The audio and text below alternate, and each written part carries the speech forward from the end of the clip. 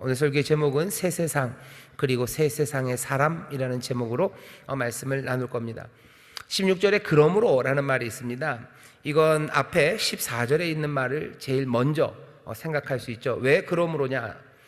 이 그러므로의 14절을 붙여서 생각하면 그리스도의 사랑이 우리를 강권합니다. 그러므로가 돼요. 그리스도의 사랑이 우리를 강권하는데, 우리를 강권한다는 건 붙잡아 가신다는 거예요. 그리스도의 사랑이 우리를 붙잡아 가요. 우리를 밀어붙이셔요. 사랑이 밀어붙이는데 왜 우리가 사람들을 육체대로 알지 않고, 어쩌면 반대말이죠, 성령대로, 성령을 따라 사람들을 알까? 여기에 대해서 조금은 생각을 해봐야 됩니다. 그리스도의 사랑이 우리를 강권하면요, 우리를 다른 곳으로 이끌어갑니다. 사랑이 우리를 이끌어가요. 사랑은 우리를 생각하지 못했던 곳에 가게 하고요. 또 사랑은 우리가 할 수 없었던 일들을 하게 하고요. 사랑은 또 우리의 보는 것들을 바꿔놓습니다. 여러분들 아시죠? 콩깍지라고 그래요. 뭔가 사랑에 빠지면 콩깍지가 씌워져요. 그러니 다 예쁘대요. 다 예쁘고 다 사랑스럽습니다. 너무 그 사랑에 대해서 그런 적이 없는 것 같아요 라고 하시는 분들은 아이들 생각하시면 돼요. 아이들 낳으면 자기 자식은 고슴도치도 자기 자식은 예쁘대죠. 늘 자랑해요. 진짜 잘생겼다고.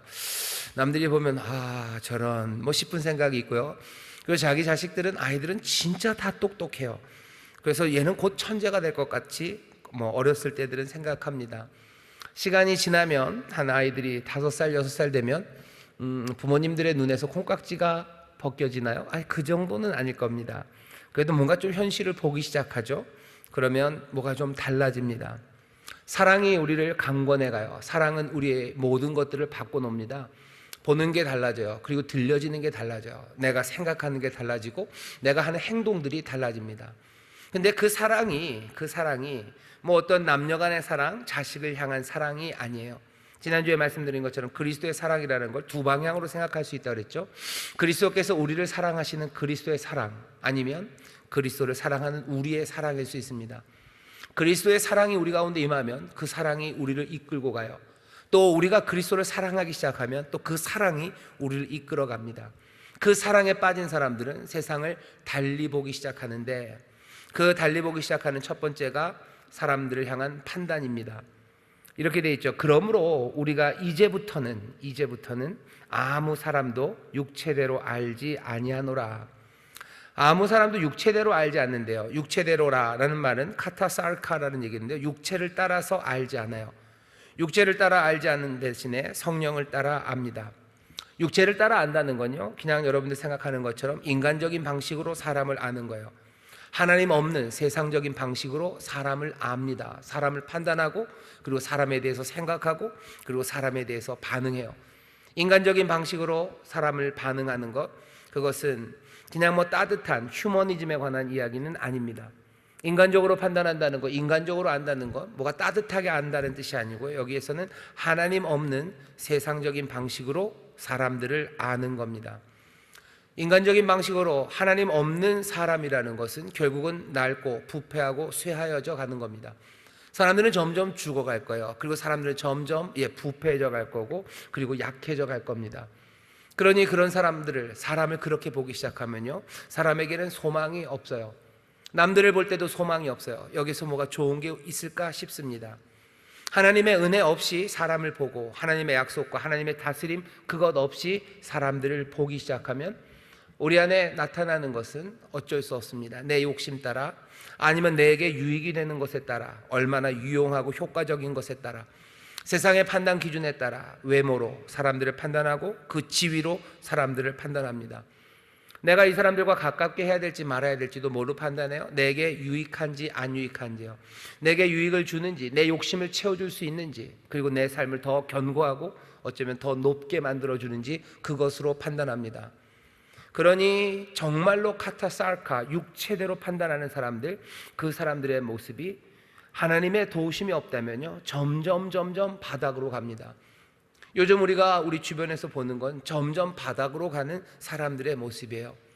부모가 자녀를 대할 때도요, 어떻게 육신을 따라 대합니다. 내게 유익이 안 되면, 내게 만족이 안 되면 내가 자녀를 대할 때도 어떻게 해요? 그냥 아무것도 아닌 양 대합니다. 요즘 가슴 아픈 이야기들이 있어요. 아주 어린 엄마들이죠.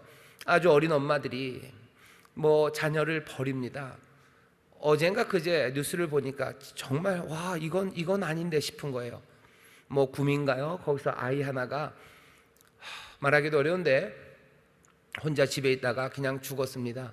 그러니까 굶어 죽은 거예요. 굶어 죽었는데 엄마가 있어요.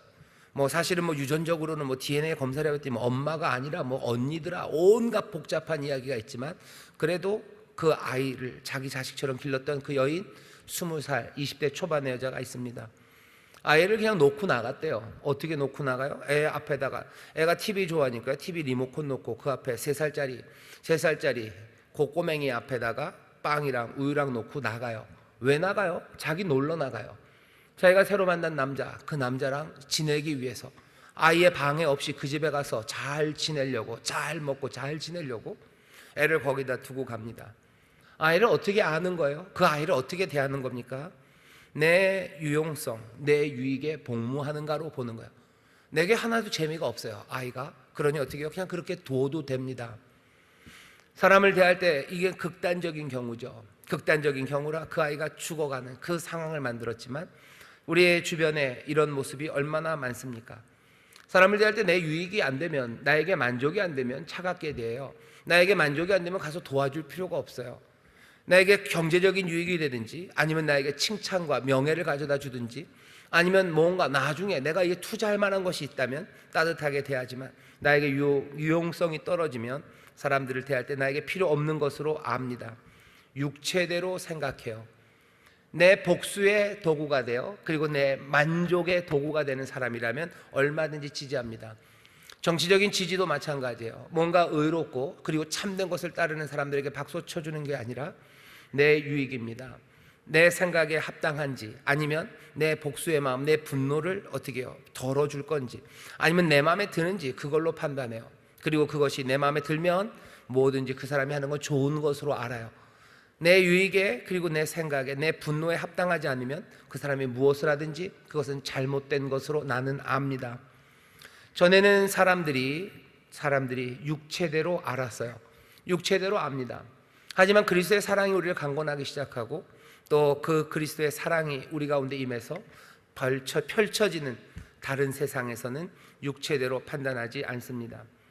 우리도 생각해 봐야 돼요. 그렇게 악독하고 말도 안 되는 사람들 말고 여기 믿음의 사람들이라고 교회를 다니는 사람들, 어쩌면 고린도 교회 사람들, 우리 인천 순복음교회 사람들, 뭐 그러지 않기를 바라지만 오늘 여기 하모니 찬양 예배 나오신 여러분들, 혹시 우리가 서로를 대할 때 육체대로 판단하고 육체대로 아는 건 아닌지 거기에 대해서 다시 한번 돌아보셔야 됩니다.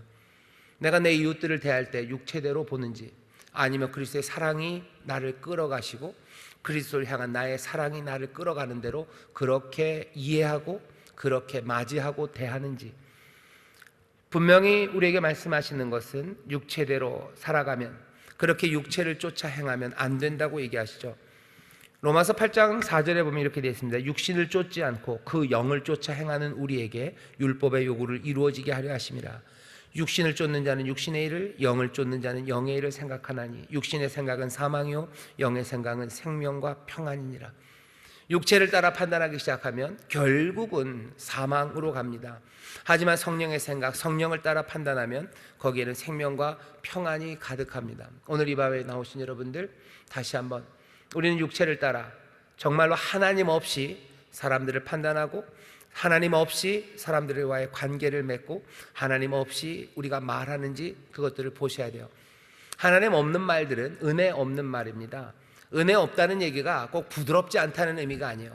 하나님 우리의 삶에서 행하시는 하나님의 은혜, 우리의 삶에 가져다 주신 하나님의 선물, 그것 없이 사람들을 보면요 그냥 차가운 말밖에 나올 수 없어요. 왜? 인생 후패하고 점점 더 쇠하여지기 때문이에요. 사람 안에 소망이 없어요. 그러니 지금 당장 뭔가 소망이 될 만한 게 없으면요 소망의 말을 전혀 할 수 없습니다. 그러니 뭔가 부족한 사람들에게 나가는 건 저주의 말이에요. 그것밖에 할 수가 없어요. 아니면 그냥 거짓으로 뭔가 달랠 뿐입니다. 정말로 참된 소망을 계속해서 말하고 정말로 따뜻하게 위로할 수 있는 것, 그것은 하나님이 있는 곳, 하나님의 은혜와 약속 안에서만 가능합니다. 사람이 육체를 따라 다른 이들을 보기 시작하면 그때는 육신을 쫓아 행했던 모든 일들이 사망인 것처럼 거기에는 사망 그리고 망하는 일들만 있습니다. 바울이 얘기하죠. 그러므로 우리가 이제부터는 아무 사람도 육체대로 알지 않아요. 이제는 육체대로 알면 안 됩니다. 근거는 뭐예요? 이제부터는이에요. 그러므로 이제부터는 시간이죠. 도대체 지금이 어떤 시간인데, 도대체 뭔 일이 일어났는데, 그리스도의 사랑이 강권하는 그 방법이에요. 이제부터는이라는 건 시간입니다. 지금이 무슨 시간인데, 왜 전에는 육체대로 알아도 뭐 될까 말까 했었는데 왜 이제는 육체대로 알지 않고 여기 성령을 따라 우리가 알고 판단하고 관계를 맺어야 됩니까? 왜 이제부터는입니까? 이제부터니 말하는 것은 우리 다시 한번 잘 기억하셔야 됩니다. 이제는 새 시대가 되었기 때문이에요. 기억나십니까? 새 언약의 시대가 왔다고 고린도후서 3장서부터 얘기했어요. 무엇으로 확인됩니까? 성령이 우리 가운데 오심으로 하나님께서 이전부터 얘기하셨던 새 언약의 시대. 내가 그때는 내 영을 부어줄 거다. 그때는 그 마음을 바꿀 거다. 내가 그때는 새 언약으로 그들의 삶에 말씀을 새기고 새 마음을 주어서 기쁨으로 나를 따르게 하겠다는 그 새 시대에 관한 이야기를 계속하고 있어요. 이제는 새 시대예요. 이제는 새 시대입니다. 바울은 그거 어떻게 확인합니까? 지금이 왜 새 시대예요? 지금이 새 시대인 것을 바울은 분명히 보았어요. 언제 보았냐면 다메섹 바로 그 길 위에서 새 시대가 왔음을 확인합니다. 그러니 그 다음 이야기예요. 그러므로 우리가 이제부터는 아무 사람도 육체대로 알지 아니하노라. 비록 우리가 그리스도도 육체대로 알았으나 이제부터는 이같이 알지 않아요. 내가 전에는 그리스도도 육체대로 알았어요. 왜? 그때는 육체대로 알아야 될 때였어요. 하지만 이제는 아니에요. 왜? 내가 다메섹에서 본 게 있기 때문입니다. 다메섹의 사건이 전까지는 나는 육체대로 그리스도를 알았어요. 육체대로 알았다는 건 이런 뜻이죠. 우리가 잘 아는 것처럼 그리스도는 이 땅에 오셔서 원수를 정복하셔야 돼요. 이 땅에 이스라엘 백성의 구원자로 오셔서요, 이스라엘 백성들을 괴롭혔던 모든 원수들, 그 원수들을 꺾어야 됩니다. 원수는 너무 분명해요. 로마가 원수입니다. 로마를 꺾으실 거예요. 성전을 세운다고 했으니 예루살렘에 성전을 세울 거예요. 예루살렘에 성전을 세울 뿐만 아니라 이제 인간적인 왕국을 건설하실 거예요. 그리고서는 거기서 다스리시는 그 그리스도, 그 메시아를 나는 그렇게 육체대로 알았어요. 그런데 예수님이 이 땅에 오셔서 하셨던 것을 바울이 듣습니다. 그전에는 사울이었죠.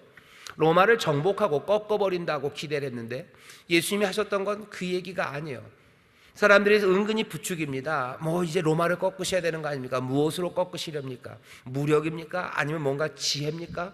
물어볼 때 예수님은 대답하지 않으셔요. 내 나라는 여기 속한 거 아니다라고만 자꾸 하셔요. 이상하다고 생각했어요. 메시아는 하나님의 성전을 다시 세워야 합니다. 헤롯이 세운 것 말고. 정말로. 왜? 헤롯은 유대인이 아닙니다. 저기 이두메 사람이에요. 이두메 사람이 어쩌다 로마에 잘 보여서 그 지역을 다스리는 왕이 됐을 뿐이지 유대인이 아닙니다. 헤롯의 성전 말고 정말로 메시아가 짓는 하나님의 성전이 있어야 될 거라고 생각했어요. 근데 예수님은 뭐라고 얘기하셔요? 오셔서 한다는 말이 이 성전을 헐래요. 좋아 헐어야지. 그리고 이제 뭔가를 세워야지. 그런데 하시는 말씀이 내가 사흘 안에 세운대요. 이건 아니죠. 이건 지금 농담하는 거죠. 이거는 받아들일 수도 없죠. 이 성전을 열고 하나님의 성전을 메시아가 세운다면 적어도 10년 그 정도면 말이 될 거예요. 대단한 지혜와 온갖 세상의 부귀를 다 모아서 10년 안에 내가 아름답게 짓겠다 했으면 어쩌면 바울은 예수를 따라 나섰을지도 모릅니다. 하지만 그러지 않아요. 그러니 육체대로 그리스도를 판단했던 바울에게 여기 이 예수는 장난하는 거예요. 우리가 가지고 있던 가장 고상한 기대, 육체대로 판단했을 때 우리가 가진 가장 고상한 기대를 지금 놀리고 있어요. 로마를 꺾어야 되는데 로마 꺾는다는 얘기는 안 하고, 성전을 지어야 되는데 성전을 헐고 사흘 만에 다시 짓는다고 하더니 이 땅에 새로운 제국, 모든 권세를 다 깨뜨리는 그 제국을 만든다고 그러더니 여기 자기가 메시아라고 하며 내가 그리스도라고 고개를 끄덕이며 십자가 그 위로 달려 죽습니다. 이건 뭐예요? 모욕이에요. 이건 말이 안 돼요. 우리의 꿈을 어떻게 이렇게 잔인하게 짓밟아요? 그냥 죽으면 곱게 죽지. 자기가 메시아라고 하면서 이 말도 안 되는 걸로 우리를 조롱하는 사람, 그리고 더더군다나 그 조롱하는 일을 따르며 그를 메시아라고 부르는 거, 그건 바울은 참을 수 없습니다. 바울이 그래서 얘기해요. 내가 전에는 육체대로 그리스도를 알았대요. 난 메시아는 그래야 된다고 생각했어요. 하지만 이제는 아닙니다. 이제가 언제라고요? 다메섹, 거기 그 회심의 자리입니다. 바울이 다메섹에서 본 건 딱 하나요. 부활하신 예수를 만납니다. 예수가 그리스도가 아니라고 육체대로 판단했어요. 바울은 절대로 예수는 그리스도가 아니에요. 아니, 그리스도이면 절대 안 돼요. 아니, 이런 심각한 모욕을 한 일을 하나님이 그냥 두실 리가 없어요. 이건 그냥 단지 한 사람이 죽어갔다고 해서 그 사람, 죽은 사람을 따르는 일을 왜 그렇게 미워합니까? 바울은 미워할 수밖에 없죠. 육체대로 판단했을 때 그 가장 고상한 그리스도를 아무것도 아니냐, 그냥 십자가에서 죽는 그 처참한 것으로 꿈을 짓밟아 버린 거예요. 우리가 곱게 간직했던 꿈들을요, 그냥 다 모아다가 접고 그냥 해서 코 풀어서 버린 것 같은 느낌인 거예요. 그러니 바울은 감당할 수가 없었던 겁니다. 그때는 사울이었죠. 전에는 내가 그리스도도 육체대로 알았어요. 또 마찬가지입니다. 이제부터는 그렇게 알지 않아요. 내가 그때부터는 그렇게 알지 않아요. 내 깨달음의 시간은 다메섹입니다. 다메섹에서 바울이 본 건 딱 하나입니다. 부활하신 그리스도입니다. 죽는 것 분명히 바울이 알아요. 사울이 알아요. 그런데 바로 그 돌아가시고 죽으셨던 그 예수가 그 찬란한 다메섹의 그 정오의 빛보다도 더 밝은 빛으로 그 앞에 서셔요. 그리고 왜 나를 핍박하냐고 물으십니다. 부활하신 예수 그리스도, 예수님을 거기서 만나요. 그리고는 사울, 이 사람은 이제 고백할 수밖에 없죠. 뭐가 일어난지 알아요. 이건 부활일의 일입니다. 사망의 권세를 깨뜨리고 일어나신다고 하더니 정말로 사망의 권세가 깨뜨려졌어요. 예수가 하셨던 모든 말씀은 이제 다 참일 수밖에 없어요. 이분이 그리스도셔요. 그러면 내가 이제껏 알았던 그리스도에 대한 모든 생각들은요, 다 뒤집어져야 됩니다. 육체를 따라 생각했던 거, 그건 다 뒤집어져야 돼요. 성령을 따라 생각하기 시작해야 되고, 그 복음의 약속 가운데 새롭게 세상을 봐야 됩니다. 주님이 부활하셨다면 세상은 전혀 다른 세상일 수밖에 없습니다. 이전과 같은 세상일 수가 없어요.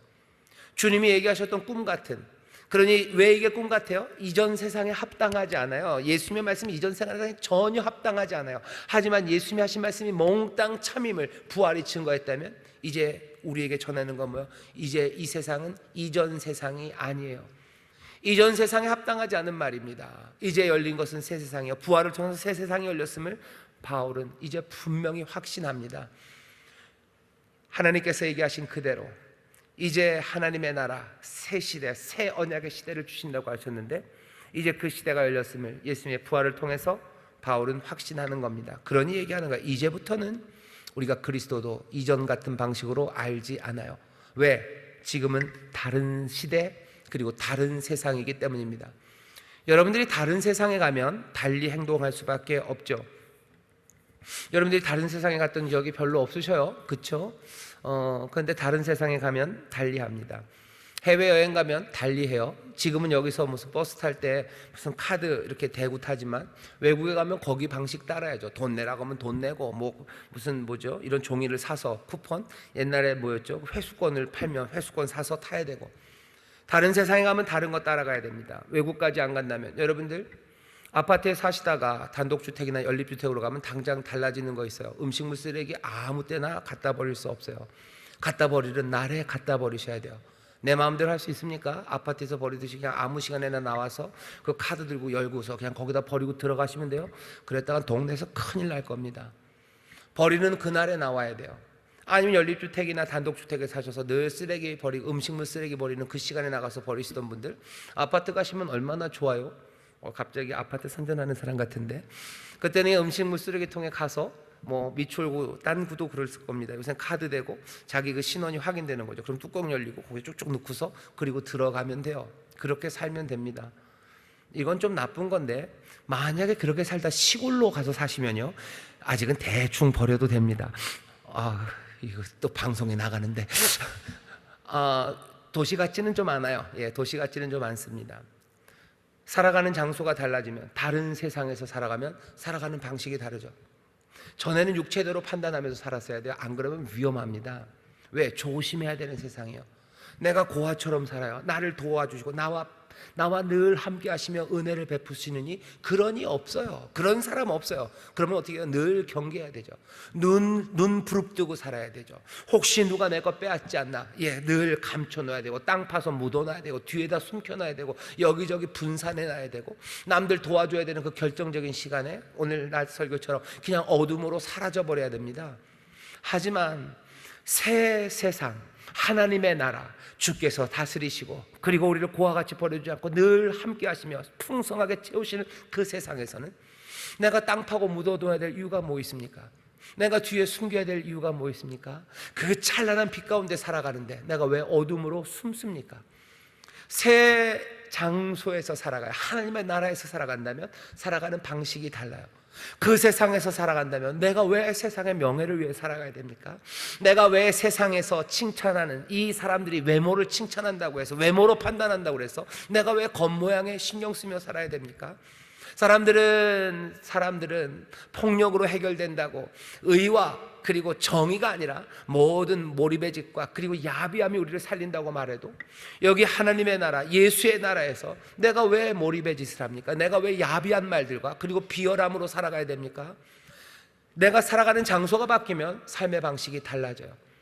살아가는 방식이 달라지면, 장소가 달라지면, 그리고 시대도 마찬가지입니다. 시대가 바뀌어지면 살아가는 방식이 달라져요. 여기 제가 이렇게 보니까 저보다 연배가 조금 높으신 분들이 있으셔요. 저만 해도 국민교육 헌장을 달달달 외워야 될 필요는 없었던 세대에 제가 살았습니다. 하지만 제가 여기 보니까 지금도 국민교육 헌장을 달달달달 외우시는 분들이 조금 계시는 것 같아요. 아멘. 그때는 민족중흥의 시대예요. 그때는 국민교육 헌장 외워야 돼요. 하지만 시대가 변했어요. 지금 그거 외웁니까? 그거 외우지 않습니다. 한때는 싸우면서 일해야 돼요. 그리고 일하면서 싸워야 되는 세대를 사셨어요. 그때는 게으름, 워라벨, 일과 삶의 균형, 이런 건 그런 건 애나 줘버리라지, 그렇게 얘기했던데요. 그건 덕목이 아니에요. 하지만 지금은 싸우면서 일하고 일하면서 싸우는 시대가 아닙니다. 그러니 지금은 뭘 얘기해요? 일과 삶의 균형, 레저, 이런 것들을 이야기하는 시대입니다. 한때는 민주화 시대였어요. 그때는 민주를, 자유를 목 놓아 외쳐야 돼요. 오래 사는 거, 30 넘어서까지 살아가는 그것을 부끄러워했던 시대고, 학교라 그러네, 감옥에 잡혀가지 않았던 거, 그것들을 부끄러워했던 그런 시대가 있었어요. 하지만 지금은 아닙니다. 시대마다 살아가는 방식이 달라요. 하지만 지금은 무슨 시대입니까? 사람들은 MZ의 시대래요. 지금은 무슨 또 새로운 무슨 코로나 시대래요. 무슨 포스트 코로나 시대래요. 사람들은 이런저런 이름을 붙입니다. 하지만 우리는 이 시대에 대해서 갖고 있는 이름이 하나 있어요. 지금은 어떤 시대입니까? 지금은 은혜의 시대예요. 지금은 우리는 어디에 삽니까? 지금은 예수의 나라, 주가 다스리신 하나님의 나라에서 우리는 살아요. 우리가 그 나라 그리고 그 시대를 살아간다면 그 나라와 그 시대, 그 장소와 그 시대, TPO라 그러죠. 그 장소와 그 상황에 알맞게 살아가는 겁니다. 지금 우리가 살아가는 시대, 우리가 지금 붙잡은 시대, 부활로 인하여 확인된, 그러니 정말로 참인 우리의 판단이 우리에게 알려주는 것은 우리는 지금 은혜의 시대, 하나님의 시대, 성령을 쫓아 사는 성령의 시대를 살아요. 그러니 육신을 쫓아 판단하는 거, 그건 어리석습니다. 성령을 따라 판단해요. 하나님의 은혜 따라, 또 주의 다스리심 따라, 은혜의 주님이 우리와 함께 하심에 따라, 그리고 진리의 빛이 우리 가운데 비춰지는 것, 그것에 합당하게 우리들은 사람들을 보고 그리고 삶의 모습들을 하나씩 하나씩 새롭게 만들어 갑니다. 그러니 여기에서는 용서하는 게 당연해요. 여기에서는 은혜가 가득한 곳입니다. 주가 탕감하시고 우리의 모든 것을 은혜로 닦아주시는데 우리가 왜 용서하지 못합니까? 이 땅에서 풀면 하늘에서 푸신다고 얘기하시는 시대를 살아가요. 근데 왜 풀지 못합니까? 전에는 아니에요. 이 땅에서 풀면 하늘에서 풀리는 거 그건 모르겠고, 내가 이 땅에서 풀었다간 호구 잡히는 세상이었어요. 이 땅에서 풀었다간 맹탕돼가지고 이리 치고 저리 치고 동네북 받는 세상이었어요. 그러니 거기에서는 풀을 수 없었습니다. 하지만 지금은 달라요. 이 시대는 은혜의 시대입니다. 주가 다스리시는 시대예요. 이 땅에서 풀면 하늘이 푸시는 시대예요. 그러니 용서할 수 있습니다. 내 것을 내어주고 먹여도 괜찮아요. 왜? 하나님의 은혜가 우리를 채우시고 목자가 우리와 함께하는 시대예요. 전에는 목자 없는 양같이 돌아다녔기 때문에 그 목자 없는 양, 길 잃어버린 양, 혼자 남은 양처럼 그냥 어떻게 눈 뻘게 살아야 됐다면, 지금은 아닙니다. 목자가 우리와 함께 하시는데 내가 왜 눈 뻘게 그것들을 뭘 헤매며 다닙니까? 나는 그냥 목자 따라가면 돼요. 목자를 신뢰하고 그 선하신 목자가 나를 인도하시고 나를 다스리는 그것 따라서 나는 믿음으로 걸어가면 됩니다. 이제부터는 아무도, 이제부터는이라는 말이 중요해요. 이제부터는 우리가 말씀대로 사는 게 무작정이 아니에요. 예수님의 말씀대로 사는 게 그냥 어쩌다 골라 잡은 거 아니에요. 이것이 가장 합당합니다. 왜? 세상이 변했기 때문이에요. 세상이 변했기 때문이에요. 제가 동네마다 음식물 쓰레기를 무슨 요일날 버리는지 잘 모르겠습니다. 하지만 그 동네에 가면요, 그 동네에서 수요일날 음식물 쓰레기 버리는 거면 음식물 쓰레기 수요일날 가져다 놓는 게 합당합니다. 그게 합당해요. 근데 아파트는 아까 말씀드린 달라요. 아파트에 가서도 내가 늘 전에 살던 동네에서 수요일날 7시에 내다 놔야 돼요. 그래서 늘 수요일에 7시까지 음식물 쓰레기를 그 방에다가 그냥 그대로 놔뒀다가 일주일 동안 묵혀뒀다 가면 그건 어리석어요. 아무 때나 나가면 돼요. 뭐 되도록이면 엘리베이터에 사람 없을 때 나가는 게 그래도 조금 낫겠죠. 서로 피차 뭐 냄새 안 나게 하려면 그냥 그렇게 가져다 버리시면 돼요. 이제부터는 아무 사람도 육체대로 알지 않고, 전에는 그리스도 육체대로 알았으나 이제는 그같이 알지 않습니다. 사랑하는 성도 여러분, 여러분들은 부활의 주님을 믿으시는 분들이셔요. 예수님 부활하셨다는 게 우리에게 의미하는 바는 이 지금은 새 세상입니다. 지금 우리가 살아가는 이곳은 하나님의 나라, 지금은 은혜의 시대, 그리고 성령님 우리와 함께 하시는 그 시절을 우리가 살아요. 그 시절을 산다면, 그리고 이곳이 주님이 다스리는 그 나라임을 부활을 통하여 확신한다면 그 나라에 합당하게 생각하고 판단하시면 됩니다. 연약한 사람들을 이 땅에서는 짓밟아야 되는 사람이라고 생각했는지 모르나 이 은혜의 시대, 은혜의 주님이 다스리는 곳에서는 연약한 사람은 짓밟고 내가 틈만 나면 이용해 먹어야 되는 사람이 아니라 여기 이 연약한 사람은 붙잡고 보호하고 일으켜 세워야 되는 사람이 되는 겁니다. 여기 이 은혜의 시대를 살아가며 사람을 판단할 때, 전에는 모르겠다고 외면했던 사람들이요, 내가 도울 수 없어요. 그러니 외면해야죠. 괜히 얽혔다가 내 삶만 힘들어지죠. 하지만 여기 은혜의 시대, 주가 다스리시는 주님의 나라에서는 여기 힘들고 전에 외면했던 그 사람 향해서 얼마든지 찾아가 손 내밀고 믿음으로 손 얹고 기도할 수 있는 세대입니다. 전에는 사람들 육체대로 알았어요. 그래서 육체대로 알아서 피했습니다. 하지만 이제는 아니에요. 이제는 성령을 쫓아 행합니다. 성령을 쫓아 은혜 따라 주의 나라에 합당하게 우리는 가서 위로하고 손 얹고 기도하고 그 삶을 끌어안을 수 있는 것. 왜 그래요? 이제부터는 이 나라에서는 우리가 사람들을 육체대로 알지 않고 성령을 따라 은혜 따라 우리는 사람들을 알고 그들을 대합니다. 바울이 그렇게 얘기하고 있는 거예요. 이 모든 것들, 그리스도의 사랑이 우리를 그리로 끌고 가셨어요. 사랑하기에, 또 그리스도를 사랑하기에 우리의 삶은 이전과 달라질 수밖에 없습니다. 17절에서 그래서 이렇게 얘기하는 거죠. 그런즉 누구든지 그리스도 안에 있으면 새로운 피조물이라. 누구든지 그리스도 안에 있으면 새로운 피조물이에요. 이 새로운 피조물, 크티시스라는 그 새로운 크티시스죠. 뉴 크티시스입니다. 여기서 이 크티시스가 새로운 피조물일 수도 있고요, 새로운 창조다일 수도 있어요. 앞에 있는 누구든지라는 이 종속절이요, 사실은 종속절입니다. 누구든지 그리스도 안에 있으면이라는 종속절이죠. 주절은 뒤에 있어요. 새로운 피조물이다. 사실은 동사도 없습니다. 보통 동사가 없으면 그냥 비동사, SDN이 그냥 있다고 생각하면 돼요. 새로운 피조물이 있어요. 새로운 창조가 있어요. 이게 주절이에요. 종속절은 누구든지 그리스도 안에 있으면입니다. 그러니 더 주목해서 봐야 되는 건 새로운 창조다라는 이 말이에요. 새로운 창조가 이게 하고 싶은 말입니다. 우리는 이제 더 이상 이제부터는 육체대로 알지 않아요. 전에는 그리스도도 그렇게 알았으나 그렇게 알지 않습니다. 뒤에 나오는 바로 붙는 말은요, 새 창조다라는 말이 먼저 들리는 거예요. 이게 강력하게 들리는 거예요. 새 창조예요. 이것이 새로운 피조물로서의 우리인지 아니면 하나님이 만드신 새로운 세상인지 그건 애매합니다. 하지만 이 두 개 애매한 걸 하나 일부러 우리가 구태여 붙잡을 필요는 없어요. 제 생각에 두 개 다 붙잡아도 됩니다. 우리가 육체대로 알지 않아요. 전혀 다른 방식으로 사람을 대하고요, 전혀 다른 방식으로 판단하고요, 전혀 다른 방식으로 사람들과 살아갑니다. 왜? 새 창조다라는 선포예요. 우리가 새 창조예요. 그리고 뭐요? 세상이 새로워졌어요.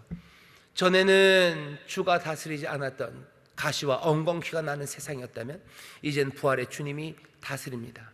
하늘과 땅의 모든 권세를 은혜의 주님이 붙잡으셔서 이제는 주가 다스리는 새 세상이에요. 창조의 영이 이 땅에 다시 임하셔서 모든 것들을 자유케 하시고 살아나게 하시는 새 창조입니다. 새 세상이다, 새 창조다. 그런 육체대로 알지 말아라. 새 창조다, 너희들 새 사람이다. 그러니 뭐요? 그 새 사람답게 살아랍니다. 오늘 설교의 제목이 새 세상, 그리고 새 세상의 사람. 하지만 앞에 종속절도 버릴 수는 없어요. 누구든지 그리스도 안에 있으면입니다. 누구든지, 거기도 동사가 생략되어 있어요. 그냥 anyone in Christ예요. 누구든지 그리스도 안에, 새로운 창조예요. 어쩌면 이 새로운 창조를 누리는 것은 그리스도 안에서입니다. 그리스도 안에 있는 사람들이 새로운 피조물입니다. 모두가 다 이 새로운 세상을 보는 것은 아니에요. 예수님 믿지 않는 사람들, 부활의 주님 만나지 않는 사람들은 지금 새 세상이라는 건 모릅니다. 지금이 새 세상이라는 것, 은혜의 시대라는 건 누가 알아요? 그리스도 안에 있는 사람들이 압니다. 여기는 저와 여러분에 관한 이야기예요. 우리가 압니다. 모르신다고요? 그러면 심각하게 고민하셔야 돼요. 내가 그리스도 안에 있을까? 내가 하나님의 사랑, 그 그리스도의 사랑 안에 들어가면 여기 이 새 세상이 보여요. 그러니 14절에 있는 거죠. 그리스도의 사랑이 우리를 강권해요. 그리스도의 사랑이 우리를 이끌어가는 거예요. 그리스도의 사랑이 우리로 하여금 뭘 보게 하셔요? 새 창조를 보게 하셔요. 다른 말로 풀이하면 십자가 앞에 선 사람들, 십자가 앞에 서서 그 그리스도가, 예수가 나를 위해서, 우리를 위해서 피 흘리시고 모든 사랑으로 우리를 구원하러 거기 달리셨음을, 하나님의 영원하시고 성실하신 그 긍휼과 자비가 여기 있다는 걸 본 사람들, 그 사람들은 뭐라고 외쳐요? 새 창조라고 외치는, 새 세상이다라고 외치는 거예요. 새 세상이에요. 이건 새 세상입니다. 그 사랑과 그 은혜가 우리의 눈을 바꿔내요. 그냥 우리가 바뀐 게 아니라요, 세상이 바뀌었어요. 그리고 그리스도 안에서 우리가 새 사람이 되었음을 아는 거예요. 우리가 뭔가를 깨달은 게 아닙니다. 우리가 각을 한 게 아니에요. 우리가 각해서 뭔가를 해탈해낸 게 아니고 그 은혜 앞에 서서요, 세상이 바뀌었음을 우리로 보게 하시는 거예요. 그리스도 안에서 그것들을 누리게 합니다. 누구든지 그리스도 안에 있으면 새로운 피조물이요. 보셔요. 이전 것, 그것들은 다 지나갔습니다. 오로지 새 것들, 그것들만 남았어요. 죄와 죽음이 다스리던 옛 시대는 갔고요. 하나님의 의와 생명, 그 놀라우신 은혜가 다스리는 새 시대가 우리 가운데 시작되었습니다. 무엇으로 확인해요? 부활의 영이신 성령, 새 시대의 영이신 성령님께서 지금 우리 가운데 들어오셔서 죄와 사망에 노예됐던 옛 것들, 오래된 것들, 이전 것들을 다 끊어내시고 우리를 자유케 하셔서 새 것, 하나님의 의와 생명을 따라 살아가는 새 삶이 되게 하시고 거기에 합당한 새 세상을 지금 창조하고 열고 계십니다. 그리스도가, 그리고 놀라우신 성령님께서 이 새 세상, 새 질서를 만들어 가십니다. 이 안에 살아가는, 그리스도 안에 있는 사람들은요, 이 새 세상의 삶을 살아가요. 어떤 방식으로? 앞에 것과 연관시켜 생각한다면 하나님의 영광 가운데 살고 그리스도의 형상을 닮아가고요. 15절에 있는 것 따져서 얘기하면 나 자신을 위해서 사는 것이 아니라 그리스도를 위해 삽니다. 육체를 쫓아 살지 않습니다. 성령을 쫓아 성령대로 살아갑니다. 이 새 창조를 모르는 사람들이 있습니다. 그 사람들은 여전히 옛것, 그리고 여전히 옛 질서 안에서 살아갈 겁니다. 육체대로 판단할 거고 그 부활의 생명을 모르니 늘 어두움 가운데 주저앉아 절망으로 살아갈 거예요. 하지만 이 새 창조를 아는 사람들은 기쁨과 즐거움으로 나 자신을 위해서가 아니라 그리스도를 위해서, 육체대로 판단하는 거 아니라 성령을 따라 행하며 하나님의 의와 생명의 길, 그 길을 걸어갑니다. 여전히 옛것에 속해 있는 고린도 사람들은 자기들의 인종 아니면 외모, 사람들의 여러 가지 판단 기준, 그것들을 따라 살겠지만, 아니면 유대파 헬라인들은 여전히 할례와 무할례, 그것들에 묶여서 살겠지만, 세상의 질서와 힘, 그것이 지혜인 줄 알고 살아가겠지만, 여기 새 창조, 그리스도와 성령을 통해서 이루어진 그 새 창조를, 그리스도 그 은혜 안에서 본 사람들은 이것 따라 살아가지 않습니다. 전혀 다른 성령의 인도하심을 따라 살아갑니다. 즐겁게 보고 싶어요. 우리 인천수목회 성도들이, 오늘 이 밤에 나오신 분들이 정말로 성령 따라, 육체를 쫓아가 아니라 성령을 따라, 하나님의 의를 따라 걷는 사람들, 삶에서 어떻게 나타날 것 같으셔요? 의를 따라 걷는데 막힘이 없는 사람들이에요. 오늘 낯설교로 따져하면 그 결정적인 시간에 어둠 속으로 사라지지 않고요, 그 결정적인 시간들에 빛 가운데로 노래하며 나옵니다. 즐겁게 힘차게 나오는 사람들이에요. 돌봐야 되는 그 시간, 어쩌면 내 것이 희생되어야 되는 그 시간에 어둠으로 사라지고, 아니면 그냥 거짓 가운데 덮여지는 것 아니고 내 것을 내어놔야 되는 그 시간이어도, 그 결정적인 시간에 기쁨으로 찬송하며 용기로 성령을 따라, 성령을 쫓아, 주의 영을 쫓아 말하고 손 내밀고 걸어가는 사람들, 모두가 성전한 미문에 앉아 있었던 그 나면서부터 앉은뱅이 되었던 사람의 그냥 돈 한 푼 던져주고 아무 이름 없이 사라져갔지만, 베드로와 요한은 그러지 않아요. 성령을 따라 그 사람을 향해 은과 금 내게 없어도 내게 있는 것으로 내게 준다. 나사렛 예수 그리스도의 이름으로 일어나 걸으라. 손 내밀 수 있는 것.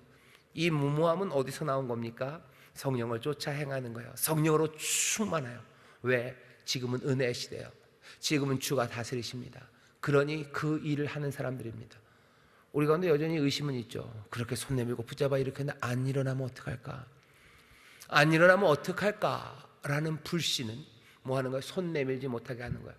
손 내밀어 붙잡았을 때 어떤 일이 일어날 것 같으세요? 다양합니다.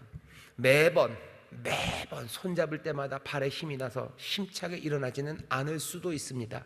아니, 그럴 수도 있습니다. 하지만 주께서 만들어 놓으신 새 세대에 합당하게 살아가기 시작할 때 하나님은 어떻게 하신대요? 하나님이 택하신 자, 하나님이 정하신 자를 부르셔요. 부르신 자들 의롭게 하셔요. 그렇게 의롭게 하신 이들을 이제 거룩하고 영화롭게 하시고 그리스도의 그 일로 가게 하셔요.